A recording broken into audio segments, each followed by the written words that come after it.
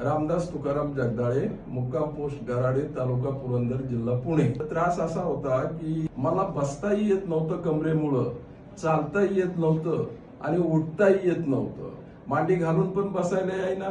वाईट परिस्थिती झाली होती. परंतु यांच्या दवाखान्यात येण्यापूर्वी मी भरपूर ठिकाणी प्रयत्न केले, परंतु तिथं काय मला जास्त असा फरक झालाच नाही. परंतु आज ह्या बारामतीतील मुळीक साहेबांच्या दवाखान्याचं मला असंच इंस्टाग्रामवरून कळलं, म्हणून मी ते फोटो बघून फोन करून इथं मी गेल्या रविवारी पहिली व्हिजिट दिली. तर पहिल्या व्हिजिटमध्येच त्यांच्या ज्या ट्रीटमेंट केल्या त्यांनी, तर त्याच्यामध्ये मला जवळजवळ 70-80% फरक पडलाय आज.